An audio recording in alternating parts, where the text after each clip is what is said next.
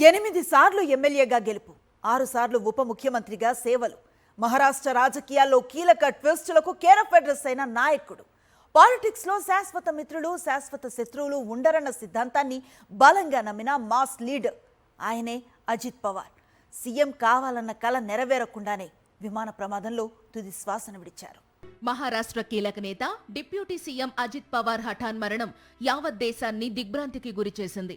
స్థానిక సంస్థల ఎన్నికల ప్రచారానికి వెళుతూ విమాన ప్రమాదంలో ఆయన ప్రాణాలు కోల్పోయారు.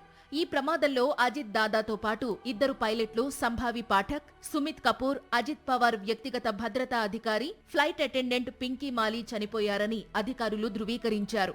రాష్ట్రపతి ద్రౌపది ముర్ము, ప్రధాని మోదీ, ప్రతిపక్ష నేత రాహుల్ గాంధీ సహా పలు రంగాలకు చెందిన ప్రముఖులు అజిత్ పవార్ మృతికి సంతాపం తెలియజేశారు. బాంబార్డియర్ లియర్ జెట్ 45 విమానంలో ఉదయం 8:10 ముంబై నుంచి అజిత్ బయలుదేరారు. 8:30 బారామతి ఎయిర్పోర్ట్ 11వ రన్వేపై ఎయిర్ క్రాఫ్ట్ ను ల్యాండ్ చేసేందుకు పైలట్లు యత్నించారు. విజిబిలిటీ లేకపోవడంతో రన్వే సరిగ్గా కనిపించక వారి ప్రయత్నం సఫలం కాలేదు. 8:42 రెండోసారి ల్యాండింగ్ కోసం పైలట్లు యత్నించారు. ఆ తరువాతి నుంచి తమ రాడార్లో విమానం కనిపించకుండా పోయిందని ఎయిర్ క్రాఫ్ట్ నిర్వాహక సంస్థ విఎస్ఆర్ వెంచర్స్ ప్రకటించింది. 8:46 విమానం మంటల్లో చిక్కుకున్న దృశ్యాలు సీసీటీవీల్లో రికార్డయ్యాయి. ఈ విమానం 16 ఏళ్లు పాతది. 2023 సెప్టెంబర్లోనూ లియర్ జెట్ 45 రకం విమానం ముంబైలో క్రాష్ అయింది. అజిత్ పవార్ ప్రయాణిస్తున్న విమానం 11వ రన్వేకు 100 అడుగుల దూరంలో ఉండగా అకస్మాత్తుగా పేలిపోయిందని ప్రత్యక్ష సాక్షి మీడియాకు తెలిపారు. విమానం పేలిపోయి కింద పడ్డాక 4 నుంచి 5 పేలుళ్లు సంభవించాయన్నారు. భారీ మంటల కారణంగా విమానంలోని వారిని కాపాడలేకపోయామన్నారు. ఘటనా స్థలం వద్ద వీడియోలను చూస్తే లియర్ జెట్ 45 విమానం శిథిలాలు, అగ్నికీలలు, పొగల నడుమ ఉండడం స్పష్టంగా కనిపిస్తోంది. విమానం పేలిపోయాక దానిలోని చాలా భాగాలు ముక్కలు ముక్కలై రన్వేపై చెల్లాచెదురుగా పడిపోయాయి.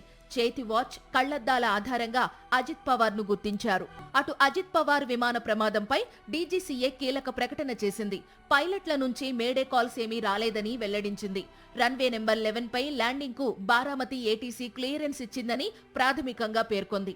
ఈ విమాన ప్రమాదంపై aircraft accident investigation bureau AAIB దర్యాప్తు చేపట్టనుంది. దర్యాప్తులో భాగంగా flight recorder, enhanced ground proximity warning system ను, డిజిటల్ ఇంజిన్ ఎలక్ట్రానిక్ సిస్టమ్ ను స్వాధీనం చేసుకోనుంది. Radar data recordings, CCTV footage, air traffic control tape recordings, hotline కమ్యూనికేషన్లను సేకరించి విశ్లేషించనుంది. భవిష్యత్తులో ఇలాంటి ఘటనలు పునరావృతం కాకుండా ఉండడానికి విమాన ప్రమాదంపై సమగ్ర దర్యాప్తు జరుపుతామన్నారు మహారాష్ట్ర డిప్యూటీ సీఎం ఏక్నాథ్ షిండే.